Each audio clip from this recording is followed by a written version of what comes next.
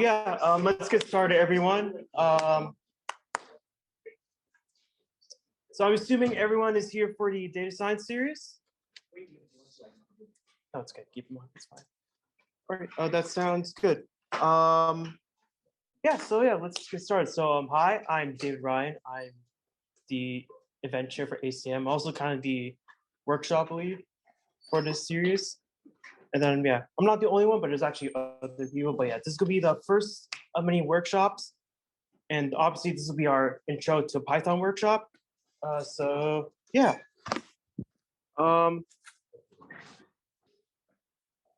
So some introductions. So if you guys are like if there's like any stats students here, how many guys are from stats? 1, 2. Okay, so 2. That's good. So yeah, new people. Yeah. So in case you guys don't know, so ACM is basically the largest computer science organization here at UCR. We host a bunch of various general meetings, workshops, events, socials, and definitely like a bunch of projects. And if you guys like to learn more about ACM and like to get more involved, you guys can learn more at our website, acm.cs.ucr.edu.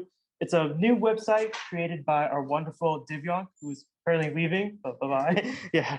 And if you guys like to join our Discord, feel free to do so. It's kind of like the official way of like joining ACM. And then yeah. And usually our handler stats representative, Ruby, isn't actually here, so I'll kind of step in for her. But basically, the Higher Stats Society is kind of like our other organization that's partnering with us for the series. Basically, like this is the main like statistics organization here on campus. And basically they host R and Python workshops. They host like several events, socials, and like communities. And also they also do like a bunch of community service as well. And they also participate in the annual Data Fest competition at UCLA, which I've actually attended recently back in April. So yeah, if you guys are interested in learning more about Highlander Stats Society, feel free to go to the Highlander Stats link like right there. And then yeah, if you guys like to get more into like R and stuff, yeah, feel free to join the Highlander Stats Society. So yeah. So obviously, like I want to go over the purpose of the data science series. So just for a couple of hands, how many guys, who knows what data science actually is?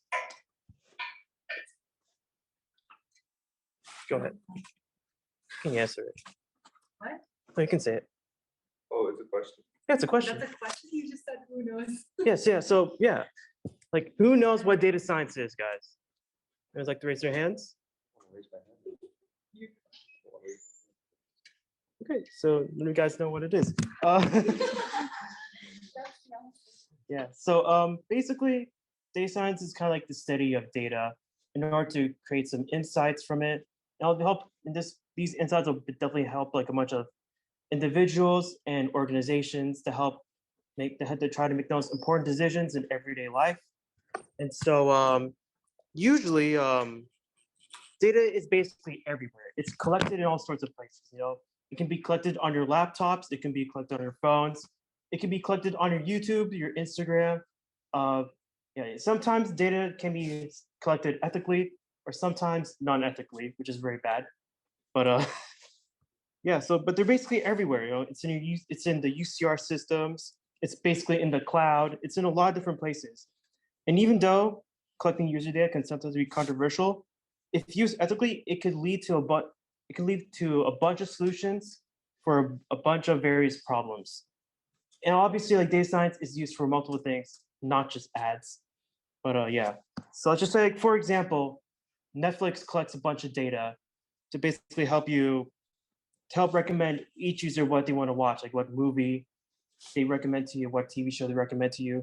So what it does, like what data scientist does, that it takes all that data and basically cleans it and compiles it down so it recommends you which movie or TV show is best recommended to you based off like which actors you guys enjoy, or like which type of genre of movie or TV show that you guys enjoy.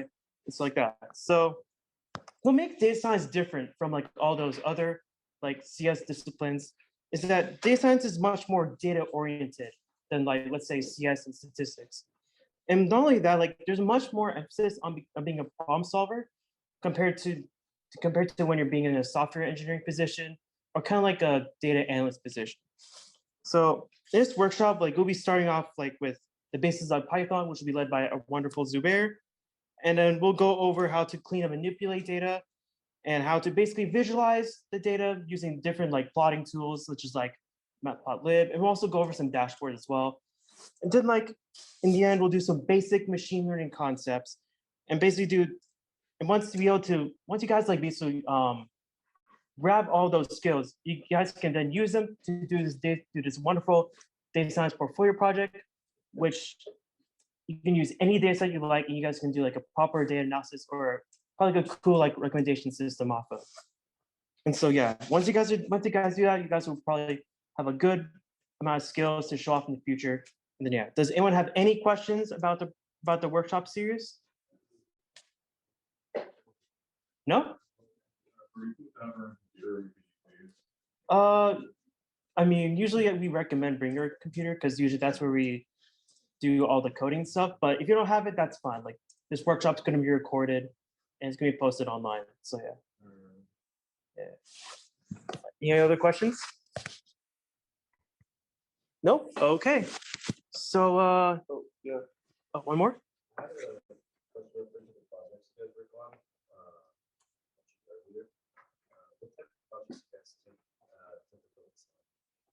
So typically, like, if you're kind of like a beginner person, usually like you'll do like some exploratory data analysis. That's usually the best recommendation. However, if you're like experienced and you want something more challenging, you guys can definitely do some. You guys can probably do like a recommendation system. Or probably like do some more like machine learning stuff. Probably like if you guys want to go like super more in depth, you guys can go insane and probably do like a neural network, which is something I don't recommend, but like you can do something, but that's more related to linear regression or like KNN, which you'll learn in the future. But yeah, the idea of this series is that by like towards the middle of like quarter, you'll have an idea of what kind of branch of data science or like what kind of specific niche you want to like do for your project.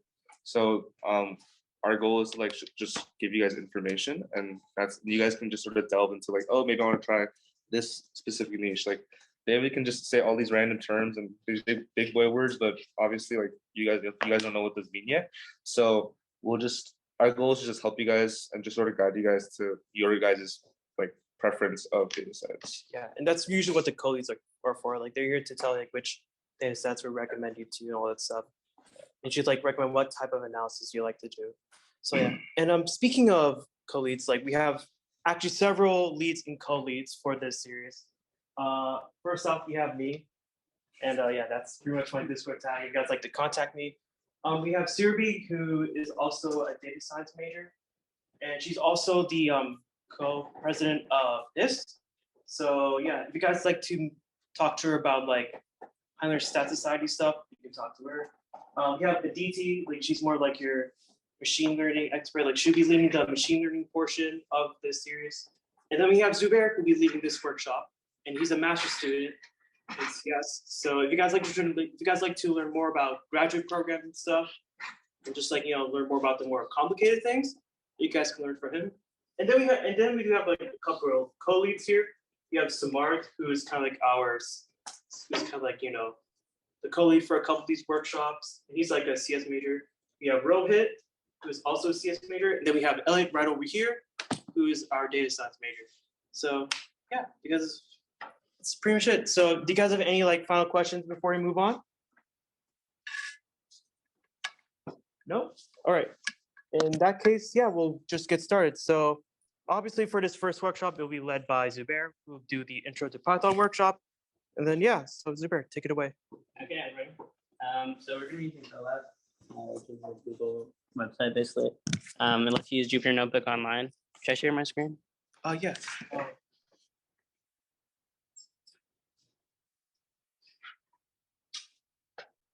I think that's it. Okay. So David has the links, and I think he sent them in the Discord. Yeah. I sent them in the Discord. So if you go into the ACM Discord, you'll be able to find the links. Is anyone not in the Discord? Okay. Do you have the links for the Discord? Yeah. I think it's on the website, right? It's not really on the website, but If you guys want to come to David, he could help you join. yeah, if you guys Yeah. want the link, I can. Okay. So if you're not on the ACM Discord, tell David and he'll help you join. And then the links are all on there. But basically, it's just these two links. So the first one's a Google Doc. Sorry about that. First one's a Google Doc. And then the second one is a Jupyter Notebook file on Colab. Oh, it's a link, I should say. This file I made myself. You can probably tell there's some Zybooks references in here. And as such, this shouldn't be used for anything except for education purposes at UCR. So make sure you don't share with anyone who's not a UCR student. But this document basically covers, well, I should say it's notes, like rough notes on all the basics of Python. So we're basically going to be going through this up till here, for loops. And we're also going to talk about classes. All the file stuff we'll do later. Yeah.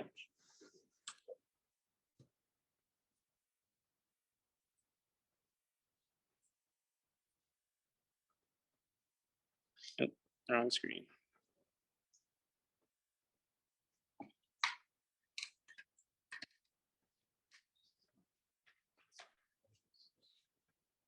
Sorry, I'm having some technical issues.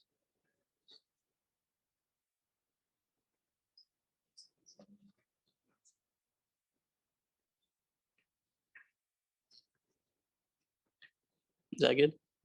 Yeah. Okay. So yeah, so this workshop will basically be like an informal introduction to Python. But also a little bit of an introduction to Jupyter Notebooks, right? Usually we use Jupyter Notebooks on like offline software that you download on your desktop. But just for simplicity, we'll just be using Colab, which is basically like Google's online version. But all the rules that we're going to learn here pretty much apply to regular Jupyter Notebook software as well. Okay, so I just want to gauge the room a little bit. Does anyone here have Python experience already?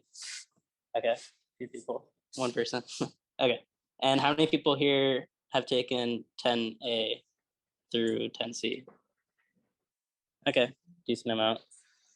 How many people here have like programming experience in general? Okay, so if you're coming from C++, this should be pretty easy. Or if you're coming from R, this should also be pretty easy. Or Java or anything. But even if you don't have much programming experience, shouldn't really make a huge difference. But yeah, okay. So we'll start with the basics, variable declaration. Python usually is a pretty free rein language. So there's not too many rules on what you should be doing. It's more so like conventions. But with variable names, there's a few rules. So the first rule is that the first character in the variable name can't be a digit, right? Pretty straightforward. So you can't have a variable that's like 9 and then something. Second thing is that the name of the variable can't match a reserved keyword. Does anyone know what a reserved keyword is? Or have a reserved keyword in mind? Any ideas? What would be a reserved keyword? Yeah. Yeah, like int, right? Or if, or else, or global, right? So if you go into this document, there's a list, right? You can probably imagine what all of these mean for the most part. We're not going to talk about all of them, but we'll talk about the basic ones. So your variable can't match any of these keywords. There's a way to get around that if you really wanted to, and we'll talk about that. So there's also style guide conventions. So every language has like style guide conventions that usually you want to follow. And like some companies have their own conventions that they might want you to follow. In this case, we're just going to use the standard Python convention, and you can find the source up here. So we want to use snake case for variable names. That basically means like all the words you want lowercase, and you want them to be connected with underscores. So like just how it is here. Descriptive names, obviously.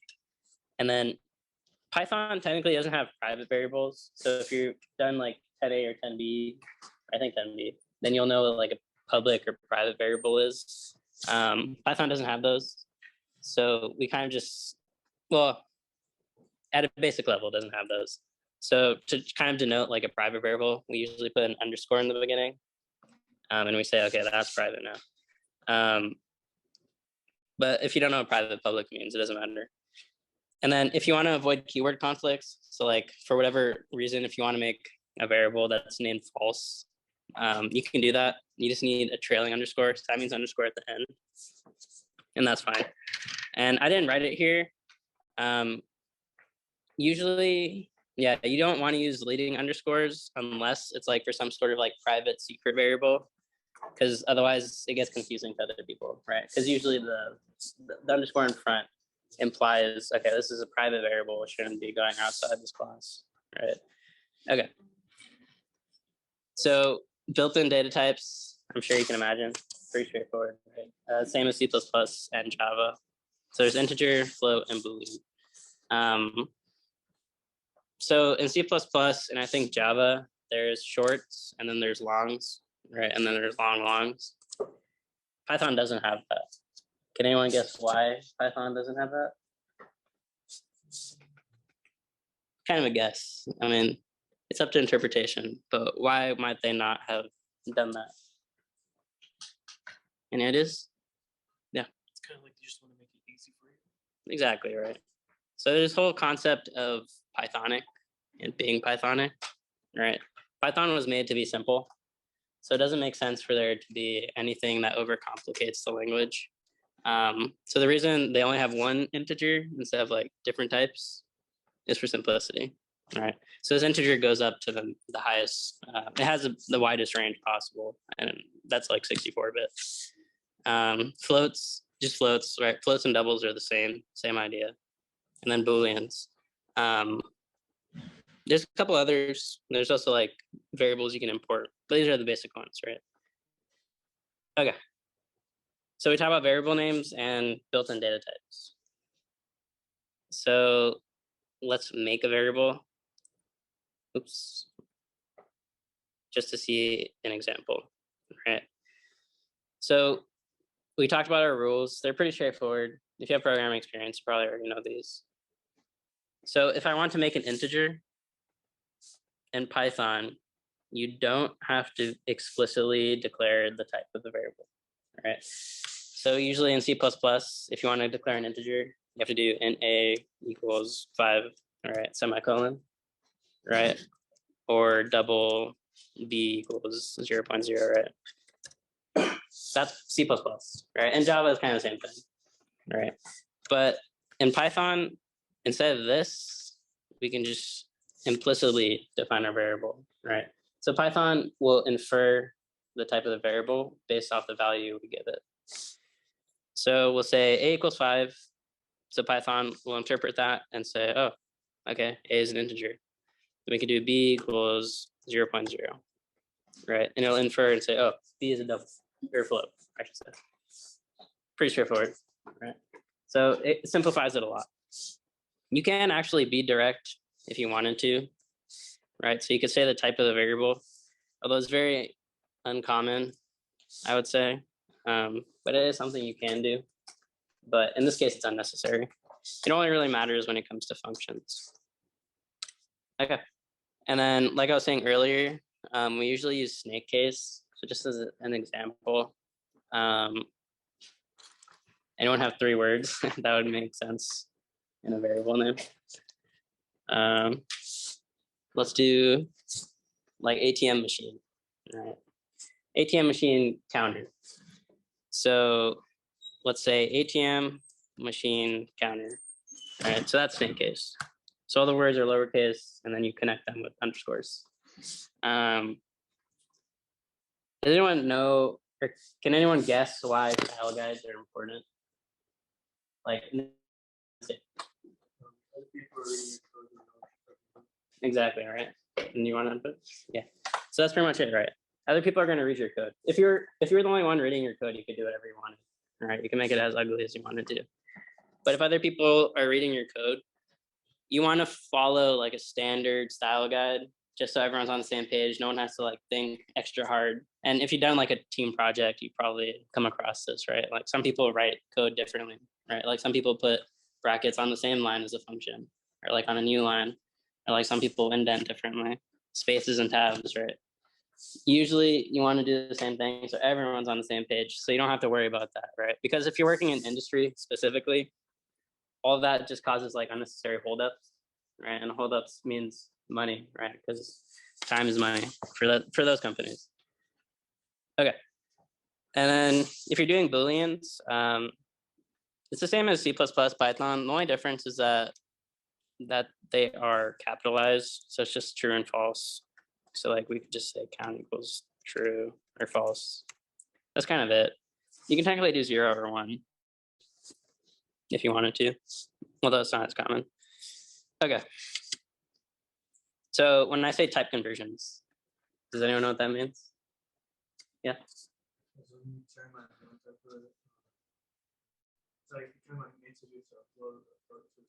Exactly right. Yeah. So basically just converting one variable type to another variable type. So let's say we had this, right? ATM machine counter. Also, as a shortcut, if you're on Jupyter Notebooks and you're on a cell and you want to run it, you don't have to press the run button or like go into here. You can just do Shift Enter and it'll just run the cell for you. And yeah, if you want to add code cell, you can do this. It's taking some time because it's on Jupyter Notebooks. It's on Colab. So if I wanted to convert this to a float, I could do that. I just have to do float, then pass in the variable I want to counter, or that I want to convert, right? And I can convert it to a string too, if I wanted to do that, right? So let's print that. Also, we haven't talked about output yet, but output is pretty straightforward in Python as well. So then you have to import, I think you have to actually import string in Python. Might be wrong. Okay, it's str, not string. Okay, so we had our int variable, right? And we converted it to a float, and we converted this to a string. Then there's actually a function in Python where you can check the type of a variable. It's just called type. All right, so if you just do type, then we can confirm it's true. All right, so now we know it's a float, str. You can also do it for lists, but we'll talk about that in a second. Okay, so yeah, type conversion is really easy. Yeah.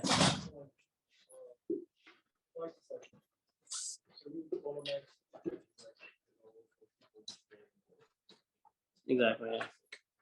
As long as there's a built-in definition for how to convert, right? Because int is built into Python and like float isn't built in.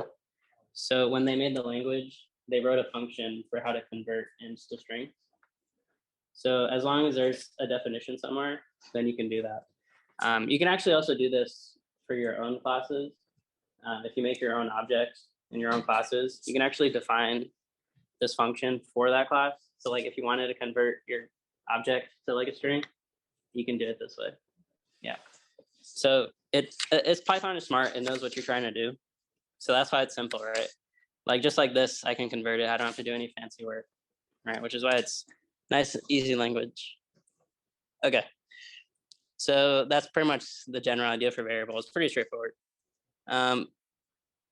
So data structures. So data structures, I think you start talking about in like 10B. What is the data structure? Hopefully someone here knows, I'm sure. What is a data structure useful for? Yeah, for storing data, right? It's a structure to store data structure, right? C++, what are some built-in data structures? There's one that starts with an A, all right? Ends with a Y. Anyone know? Yeah. Array. Right. There's array. There's vectors. In Java, there's array list. There's also array. In Python, there's also arrays, but we don't call them arrays. We call them lists. All right. I don't know why. Don't ask me why. I guess to make it more simple. So a list in Python is just an array, as you know already. and has all the syntax. A set, it's just a set from mathematical terms. So it's basically a list or an array. It's just that there's no duplicated values, right? And it's not necessarily sorted. Tuple. A tuple is kind of like a list, except for the fact that it's immutable. So does anyone know what immutable means? English definition. So immutable means once it's declared, or like once it's made, you can't change it, right? So it's like if you make like a green expo marker, it's immutable now, right? You can't change it to blue just by thinking about it. With a lot of work, maybe you can, but let's pretend you can't. It's the same idea with the tuple, right? And if you're wondering when would you use this, I don't want to say that the use case is rare, but you basically use it when you're returning variables in a function, right? Or returning values from a function. Because when you're returning values in a function, you probably don't want them to get changed somehow on the way back. That's one example. There's a couple other examples, but we'll talk about that when it's relevant. Dictionary is like a hash map or a hash table. So it has like key value pairs, and we'll talk about that. And then string, string is just a list of characters. And there's a couple more, but once they're more relevant, we'll talk about those. Okay. So defining a list in Python is really easy. It's like an array. I would say it's more like a vector than an array, right? Because when you declare an array in C++ and I think Java, you have to be explicit like what the size is, right? Before you do anything with it. So as soon as you declare it, you have to say, oh, it's this size. With a vector, you don't have to do that. It's the same idea with a list. So when you declare a list, you could either make it empty, right? You could declare it with something. So like 1, 2, 3. Yeah. And then I think, if I remember correctly, you can do that. So you can mix and match like variable types, right? That is something you can do. But I would say you should usually avoid doing this because it's hard to deal with a list where you might have like different variable types and you don't know what's coming next, right? So it's something you can do, but I'd say you should only do it if you know what you're doing. But yeah, so that's usually how we define a list. Pretty straightforward. And if you want to index the list, like let's say we have the list and we want to get second element or the third element, it's the same indexing, right? Everything else is the same. Okay. So there's a lot of list functions that are useful. And there's also a lot of functions that support lists. So let's say we have a list declared up there. If we want the length of the list, we just call the len function, which is length. Then we pass in our container. So len isn't a list function. It's actually a Python function that supports lists, right? So that means it's not defined in the list class, but it supports lists. And this also supports strings. So like, let's say I had a string 3, 2, blah, blah, blah, all right? I can get the length of s as well, all right? So len kind of works for any container. It also works for dictionaries, tuples, et cetera, et cetera. Yeah, okay. So indexing is pretty straightforward. I think everyone here knows how that works, all right? So starting at 0, if you want the first one, you do 0. If you want the second one, you do 1, all right? If you go out of bounds, it won't work, all right? Okay. So now we have our list, so that's indexing, all right? Python has this unique function called slicing, right? So slicing, basically we use it if we want to get like a certain subset of the list, right? So we have a list and we want to get the first 3 elements, we would use slicing. If you did that in Python or in C++, you would use a dot substring function for vectors at least, or strings. Oh, well, No. Well, for substrings for strings, and then there's another vector function, but for arrays, it's not easy at all. But in Python, it's easy. So let's say we have our list L, right? And I want the first two elements. So the syntax is start, stop, step. So start index, stop index, and this is exclusive. So if I say stop at 2, it's not going to include 2, right? And then step is just how many you want. So should I go from the starting index +1, or should I go +2? Let's start simple. So let's say I want the first 2 items, right? I could just do this. I'll put the list just so we know what it is. All right, so this is our list. If I want the first 2 items, I could do 0, so start at 0, end at 2, and technically we didn't define a step size, but the default step size is 1, right? So it's saying, okay, start at 0, then go up by 1, and then stop at 2. So it doesn't include 2. If you want to include 2, then we have to go up 1. All right. Let me actually redefine this. So it's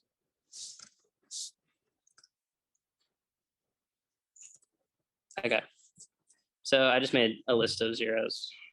Also, that's really easy to do in Python as well, although it's less relevant right now. So I want the first 3, right? Then start at 0. If I want the first 5, right? Then start at 0, go up to the 5th index. And then I could change the step size too. So instead of going 1 to 1 to 1 to 1, it could go from 0 to 2, and so on and so forth. All right. So this is list slicing. It kind of takes a while to get the hang of, but it's definitely very useful. One thing I should say though is that list slicing always returns a copy of the original list. So this isn't relevant in the beginning, but when you get to like recursion and stuff, if you're passing in a copy of the list, sometimes that's a good thing, sometimes it's not, right? So it's just something to be aware of, that if you are using a list slice, it's technically a copy, right? So whatever changes you want to make won't affect the original, which can be a good thing or a bad thing. So there's a lot of shorthand as well. So let's say I want the reverse of the list. You can actually do that really easily with list slicing. So we say, okay, we want the default value for start and stop, right? So start at the beginning, end at the stop. The one thing we change here is we change the step. So we actually make it -1. Okay, so if I make it -1, what happens? Can anyone guess? If I change the step to -1, would it break? Okay, let's pretend it doesn't break. Then what would it do? Almost. Well, not almost, but it would actually go in reverse. This is actually a bad example. Let me change the list. Let's make it a couple of numbers. So we have our list. It's actually going to go in reverse. All right. So it's going to say start at 0, stop at the original number, but our step's going to be -1. So it's actually going to go backwards.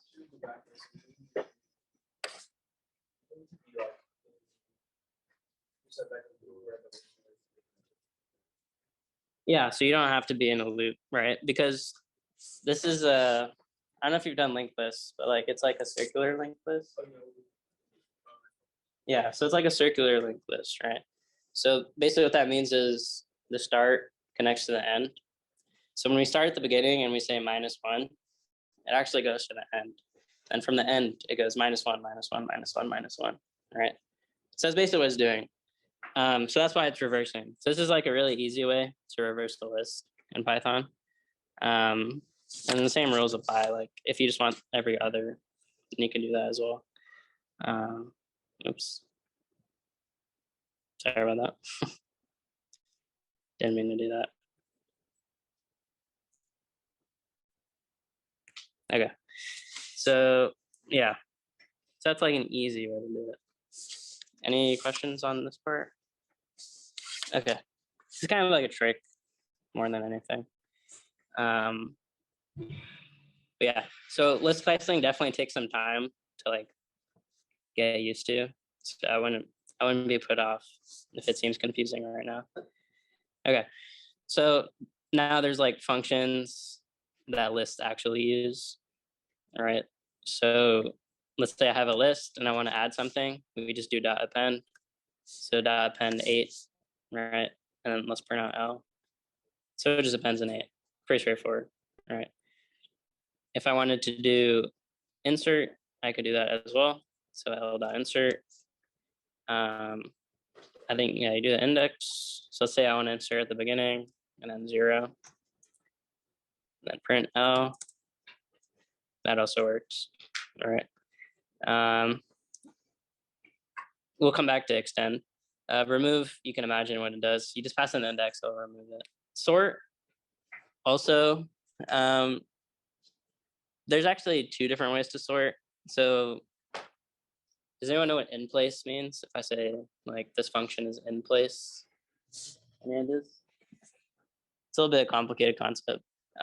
So a function that's in place means that function will directly modify whatever like object it's being performed on. So if I say this sort function is in place, that means when I call sort on this list, it's gonna automatically change the original variable. So you'll actually lose whatever ordering you had before. So there's a not in place version, which would just be sorted. So instead of L dot sort, which is the in place, you would just do that, sorted L. It's a different function. I would say it doesn't really matter until later, but it's something to be aware of. Extend, so extend is if you have 2 lists and you basically want to take one of the lists and extend it with the other list, right? So I have a list, if I have a list L, and let's say I want to extend L dot extend, and I'll pass in another list, right? Like 9, 10, 11. You'll basically just add it to that. A pretty useful function. It's not used that much. I guess in the basic, at a basic level, it's not used that much, but it's definitely useful later on. Okay, and then we talked about len a little bit. So that's just a function with list support. So there's some other ones. So there's compare, right? So if you want to see if 2 lists are the same, you can do compare, min max, list. So list is actually like a type conversion a little bit. So if you want to convert like a string to a list, so let's say we had a string, ooga booga. All right, we can convert that to a list, just implicitly. That's what it'll do by default, at least. Okay, and we'll talk more about string stuff. Okay, list comprehensions are a little bit complicated, so I will introduce it, but it might take some time to actually click. So list comprehensions are like a very, very useful tool in Python. They're not the easiest to understand in the beginning, but usually we use list comprehensions when we want to perform some operation on the entire list. All right, so let's say I have my list of numbers, L. All right, so I have L. Let's say I want to multiply all the numbers by 2. There's actually 2 ways to do this. One, I could just do that. All right. Actually, no, I can't do that. That's the opposite of what we want, right? Because that just makes 2 lists of the same thing. You can do that in NumPy, but we're not going to talk about NumPy this week. So we use a list comprehension. So let's say our list is I, right? So I'll say for each value in I want to multiply, or I said I meant L. For each value in L, we want to multiply by 2. So I'm going to say for each value in L, multiply that value by 2. Okay, so it's kind of has the syntax of a for loop, where we're basically saying, it's basically a for loop, right? The for loop equivalent of this would be for value in L value times equals 2, right? That's basically what we're doing. But list comprehensions let us do that in a shorthand manner, right? So we can say, okay, for all the values in L, multiply it by 2. Pretty straightforward, right?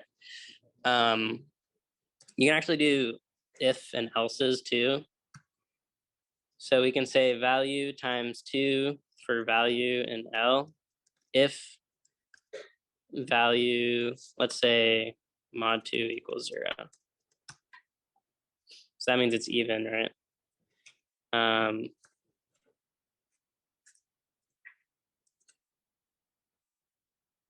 Yeah.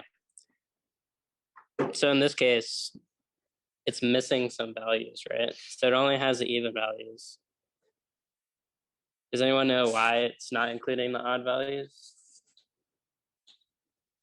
Any ideas? Okay.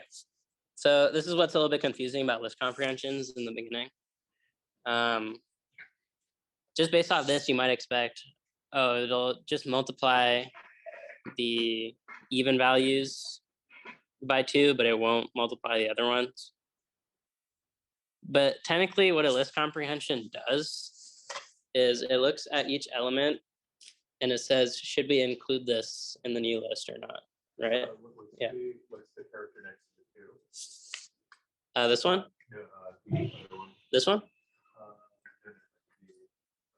That's the star and the Oh, so this is modulo, so like remainder. Okay. So if I say value to remain or value remainder 2, so if we divide by 2, is there a remainder? So this is basically checking if it's even. Let me zoom in a bit. Yeah, so a list comprehension is basically saying, should I include this value or not? So when we add the if, that's basically saying if value mod 2 equals 0, then include this value, right? So we can actually get rid of times 2 and see what happens. All right, so you see now it's like just including even numbers. So that's basically how list comprehension works in the underlying root. If you wanted to do what we were talking about before, then you would need an else, right? List comprehension is kind of weird. Actually, with if else, then the syntax kind of changes. You gotta actually move it here, I'm pretty sure. Yeah. Don't ask me why I didn't make the language. Yeah, so see now it does what we expected it to do, right? So if it's an even number, then multiply by 2. Else, if it's non-even number, just take the original value. Any questions on this part? And you kind of do whatever you want here. This if can be any if. So like if you had a function that returns like true or false, you could pass that in, right? You could say if func value. The function could be anything, right? It could be like, oh, is it positive, negative? Is it even, odd? Or if you have like some really complicated program, does it satisfy some requirements? So yeah. So that's list comprehensions. And don't worry if it's kind of confusing. It's one of those things where you kind of just have to use it and eventually it'll make sense.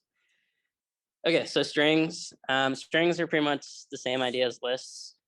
There's a few different functions though that strings have that lists don't have, which you can probably guess. These two I think lists have, but find, replace, count. So if you want to count the number of occurrences of a character, there's a function for that. Index, that's like a find essentially. Lower is that full join, et cetera, et cetera. One important thing, Python, 2 important things. For strings, you can actually use single quotes or double quotes. So I could do single quote or double quote, right? It doesn't really matter. It's just that the beginning and the end have to match, right? So I can do like, and then not single quote. So it's whatever you do, just make sure you're consistent. Also, they're immutable to an extent. Probably notice there's no like append function. Technically, you don't change the original string itself if you want to like remove or add stuff. You have to make a new string. So that's just something, again, when it comes up, more useful. And let's say you have a list. So we had our list L. If you wanted to, you could actually join this list into a string, all right? So let's say I wanted to join, and I want to join them with a white space in between. You can actually do that. Oh, right. It's string join, sorry. Actually, I'm kind of forgetting how to use join. Let's do split first, and maybe I'll remember. So say we have our list, all right, just the words. You can do s.split.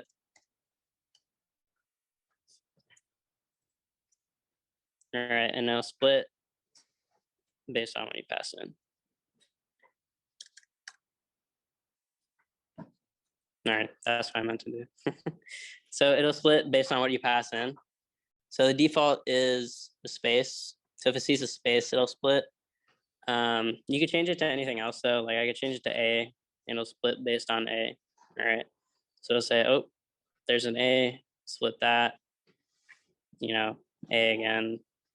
Here, split that. You can kind of do anything. The default is space though. But yeah, that's how split works. And then join, let's say you have our list. I remember now. So we have our list, right? You can actually join the list based on something. So let's say I want to join it with a bunch of white space in between. You can do that. And that's what it'll give you. How did I redefine L by accident?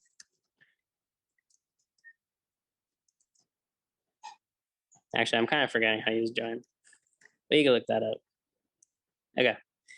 We'll skip that one for now. Matrices, I think, I don't know if you do matrices in 10B or 10C. No. It's basically just a list of lists, right? So if we have a list of numbers like this, and then we add another list, numbers, all right, like 4, 5, 6, 7, 8, 9, right? That's basically a matrix, right? And in the end of the day, it's just a list of lists. Ignore the weird formatting. And usually we don't use like default list of lists. Usually we use NumPy, but we're not going to talk about NumPy. But one thing I'll say is for indexing with a list of lists, usually we index the row and the column. So let's say I want like the first row, second item. Actually, you do it like this. All right, so if we want the first row, second item, then we would pass in the row and the column. And if we wanted the second or third row, first item, same idea. All right. So that's just matrices. And then slicing is the same idea as regular list slicing. It's just that instead of just slicing once, you actually have to slice twice. So you have to say which rows you want and then which columns you want. So if I have A and I want all the rows, technically the default for just like I want everything is just single colon or double colon, right? So that just means all default values. So start, stop at the normal, and then just use one. So if I want all the rows, but I only want the second item, say, you can do that as well, right? I think you can do it this way too. No, you can't. That's only NumPy. So in NumPy, the notation is a little bit different. So if you did this in NumPy and you're wondering why it's different, that's why.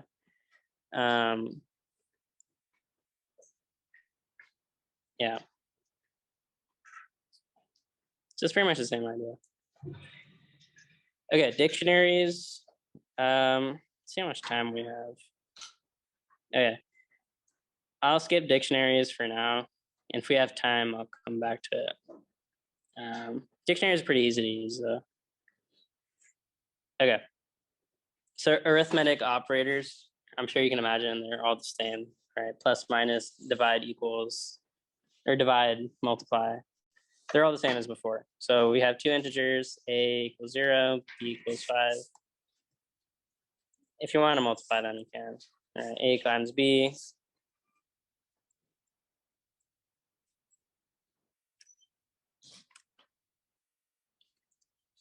All right. Let's do a better number, actually. All right, divide, plus, minus, mod. All the standard ones. Pretty straightforward. Okay, we'll skip through that. So data structures also have operations, more useful in NumPy. So in NumPy, if you have a NumPy array, which is basically like a special list, you can multiply all the values by a certain number. So if we had a NumPy array, let's say np.array,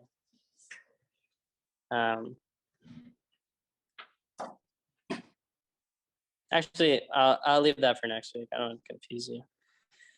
Compound operators are also the same as in C++. So plus equals, minus equals, times equals. They're all the same, right? So if I say a times equals 2, right, then print a, oops, right?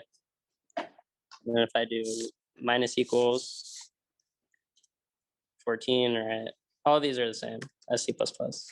Python doesn't have a plus incrementer. So if you want to do plus, you just do plus equals 1. And yeah. Math functions I was going to show, but there's really only two you need to know: power and then square root. All right, so power, you just give some variable, right? And if you want to the power of 2, then you just pass whatever power you want. Square root, you just pass in a number, right? Pretty straightforward. As for powers, you can actually do that built in. So if you want power a to the power of 6, you can actually just use 2 asterisks, and that represents power in Python.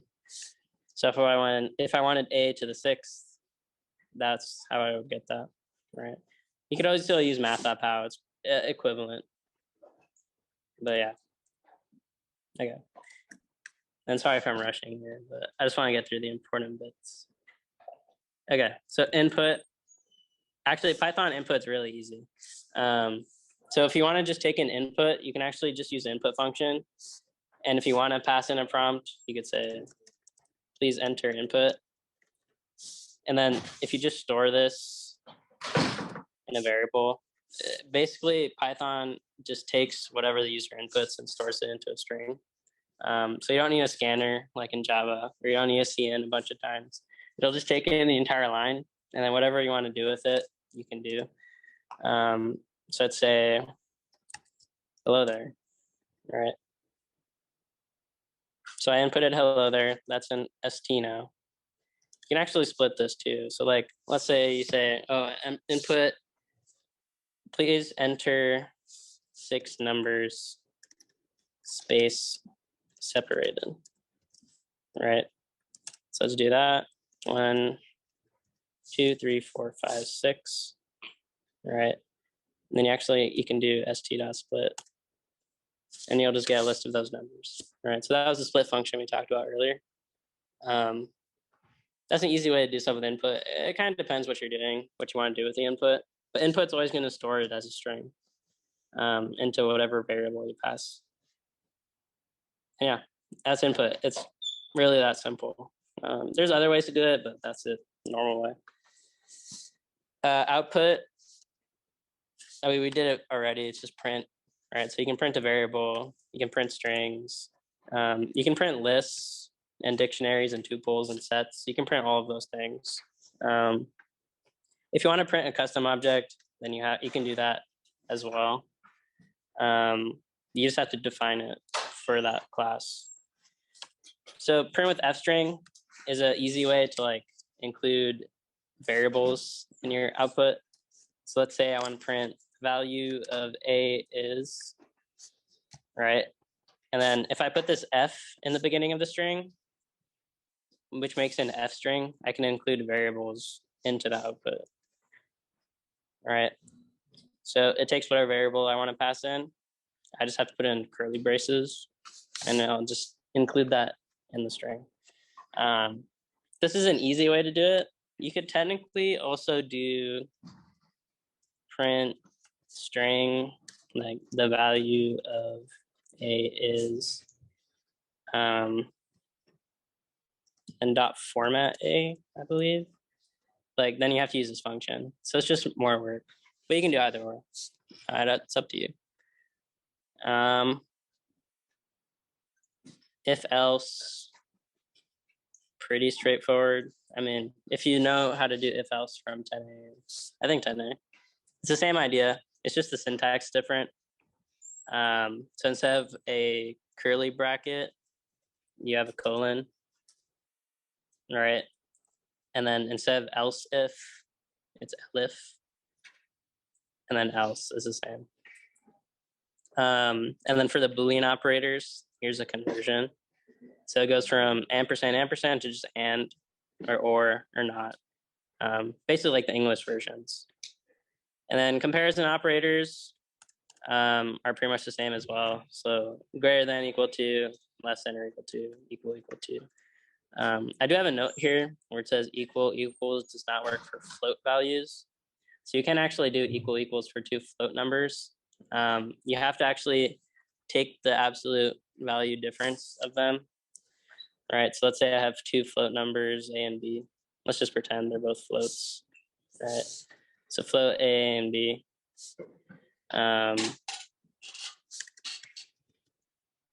Oops. Actually, might as well just define it. All right, so in this case, if you want to actually check if they're equal, you actually have to do absolute value of the difference. And you have to check if it's under some tolerance level or some threshold. All right. And this is self-defined by you. All right. So you have to choose what it is. Usually we do it like to 6 decimal place. But it really depends. You can do whatever you want. And if this is true, so if true, then they are equal. Right. And I put equal in quotes because they're not technically equal.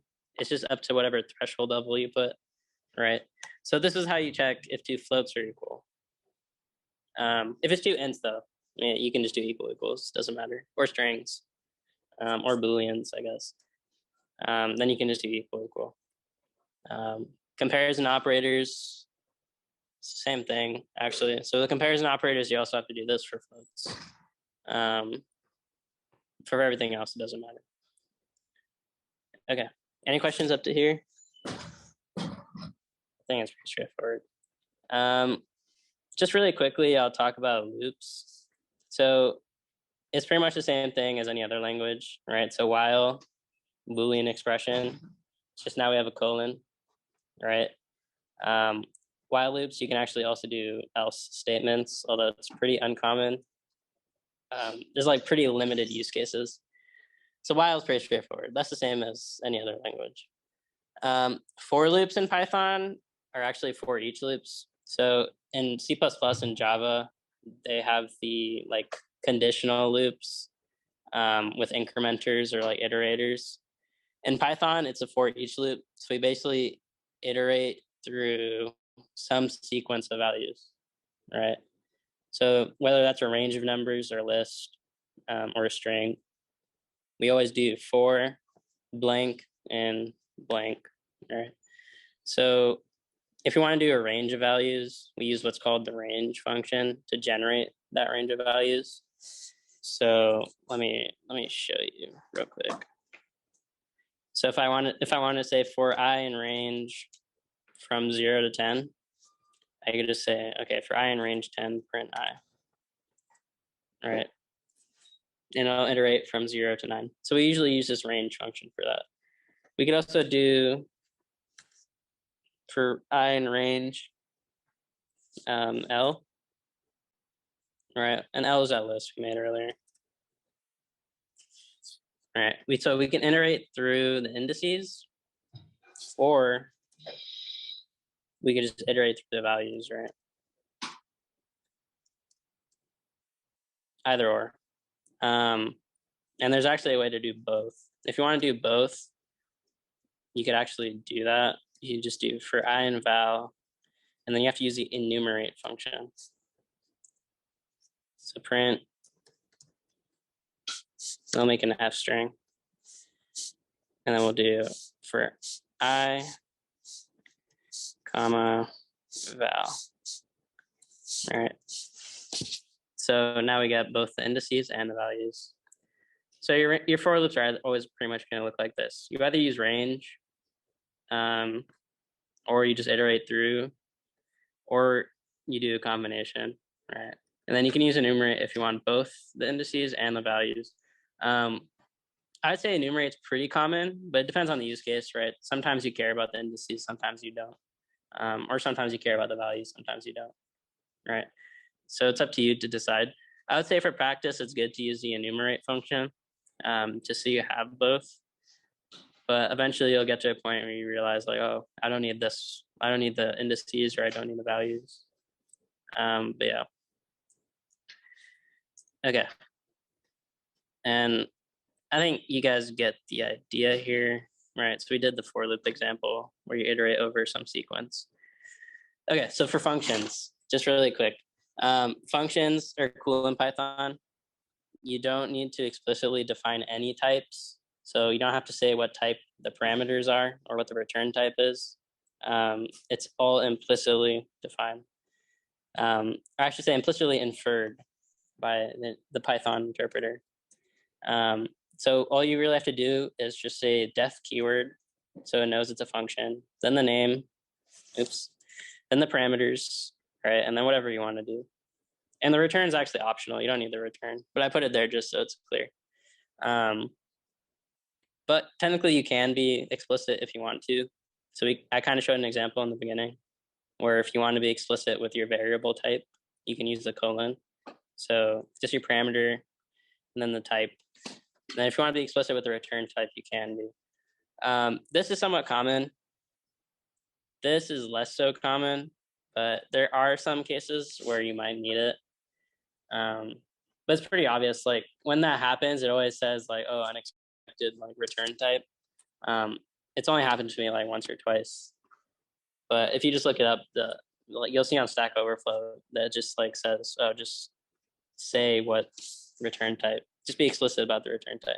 But usually you don't ever need to do that. So usually we just define functions just like this. Another thing is that parameters are passed by reference in Python. If you don't know what that means, don't worry about it. It comes up in like CS10B. Yeah. So basically the gist of it is pass by reference means if you pass in a parameter, whatever you do in that function will directly change the original object, right? So that can either be a good thing or bad thing. But it's just something you need to keep note of. I'll skip over global variables because you shouldn't be using global variables technically anyways. Classes. So classes are also really easy in Python. In C++, there's like a bunch of different types of constructors. Right? In Python, there's just one that you need. And you can pass in parameters or not pass in parameters, doesn't matter. So you just use a class keyword, then the class name, and then this is our constructor. So you just set all your parameters, whatever they may be. And then this is our constructor. So when we declare an object, we pass in the values to initialize, all right? And then we could also have other functions within the class if we wanted to, all right? And that's it. Technically, you actually don't even need the constructor unless you wanted it. You could have an empty class if you wanted to. And then like I was talking about earlier, like those built-in functions in Python, like length or string or like list, that support a bunch of different data types in Python. You can actually define your class to also support those functions, right? So you can actually define what the behavior should be if someone calls len on your object type, right? Or if they call str or list. You can actually define all of that if you wanted to. And it's pretty common to in real life, I guess. Although I don't think it's usually not necessary unless you're working on like open source code or like company code.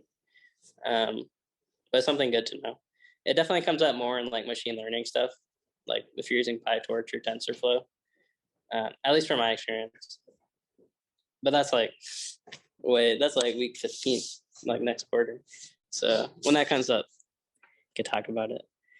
Yeah, I kind of sped through the end. Are there any questions on like loops or functions or classes?